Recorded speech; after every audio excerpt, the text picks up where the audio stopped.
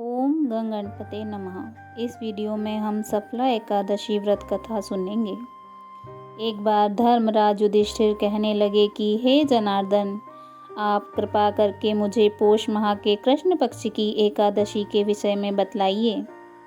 इस एकादशी का क्या नाम है तथा इसके व्रत का क्या विधान है। इस व्रत में किस देवता का पूजन करना चाहिए तथा इसका व्रत करने से किस फल की प्राप्ति होती है। कृपा करके यह सब मुझसे विधान पूर्वक कहिए। भगवान श्री कृष्ण बोले, पोष माह के कृष्ण पक्ष में आने वाली इस एकादशी को सफला एकादशी कहा जाता है।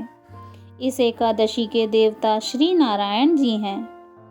विधि पूर्वक इस व्रत को करना चाहिए। जिस प्रकार नागों में शेष नाग, पक्षियों में गरुण, सब ग्रहों में चंद्रमा, यज्ञों में अश्वमेघ और देवताओं में भगवान विष्णु श्रेष्ठ हैं, उसी तरह सब व्रतों में एकादशी का व्रत श्रेष्ठ है। जो मनुष्य सदैव एकादशी का व्रत करते हैं वे मुझे परम प्रिय हैं। भक्तवत्सल भगवान श्री कृष्ण कहते हैं कि हे धर्मराज, इस व्रत को अत्यंत भक्ति और श्रद्धा से युक्त होकर करें। हे राजन, द्वादशी युक्त पोष कृष्ण एकादशी व्रत के महात्म्य को मैं तुमसे कहता हूँ, तुम एकाग्रचित होकर सुनो। चंपावती नगरी में एक महिष्मान नाम का राजा राज्य करता था। उसके 4 पुत्र थे। उन सब में लुम्पक नाम वाला बड़ा राजपुत्र महापापी था। वह पापी सदा पर स्त्री और वेश्यागमन तथा दूसरे अन्य कामों में अपने पिता का धन नष्ट किया करता था। सदैव ही देवता, ब्राह्मण, वैष्णवों की निंदा किया करता था। तब राजा को अपने बड़े पुत्र के ऐसे कुकर्मों का पता चला तो उन्होंने उसे अपने राज्य से निकाल दिया। तब वह विचार करने लगा कि कहाँ जाऊँ, क्या करूँ। अंत में उसने चोरी करने का निश्चय किया। दिन में वह वन में रहता और रात्रि को अपने पिता की नगरी में चोरी करता तथा प्रजा को तंग करने और उन्हें मारने का कुकर्म करता। कुछ समय पश्चात सारी नगरी भयभीत हो गई। वह वन में रहकर पशु आदि को मारकर खाने लगा। नागरिक और राज्य के कर्मचारी उसे पकड़ लेते किंतु राजा के भय से छोड़ देते। वन में एक अति प्राचीन विशाल पीपल का वृक्ष था। लोग उसकी भगवान के समान पूजा करते थे। उसी वृक्ष के नीचे वह महापापी लुम्पक रहा करता था। इस वन को लोग देवताओं की क्रीड़ा स्थली मानते थे।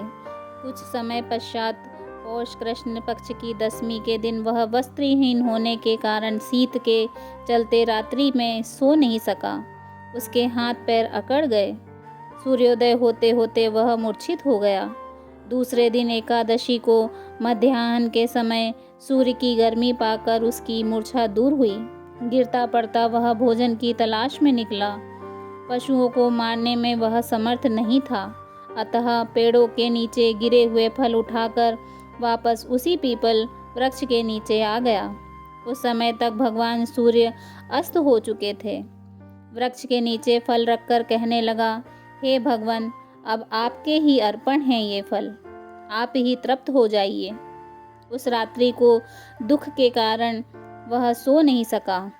उसके इस उपवास और जागरण से भगवान अत्यंत प्रसन्न हो गए और उसके सारे पाप नष्ट हो गए। दूसरे दिन प्रातः एक अति सुंदर घोड़ा अनेक सुंदर वस्त्रों से सजा हुआ उसके सामने आकर खड़ा हो गया। उसी समय आकाशवाणी हुई कि हे राजपुत्र, श्री नारायण की कृपा से तेरे पाप नष्ट हो गए हैं। अब तू अपने पिता के पास जाकर राज्य प्राप्त कर।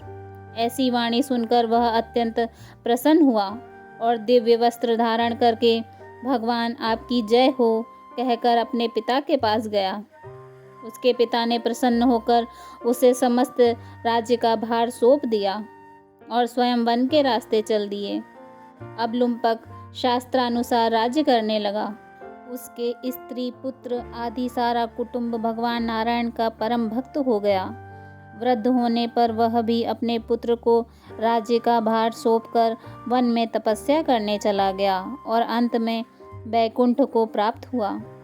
अतः जो मनुष्य इस परम पवित्र सफला एकादशी का व्रत करता है वह अंत में मुक्ति को प्राप्त करता है। जो नहीं करते हैं वे पूंछ और सींगों से रहित पशुओं के समान हैं। इस सफला एकादशी के महात्म्य को पढ़ने से अथवा श्रवण करने से मनुष्य को अश्वमेध यज्ञ का फल मिलता है। बोलिए श्री हरि विष्णु भगवान की जय। ओम नमो भगवते वासुदेवाय।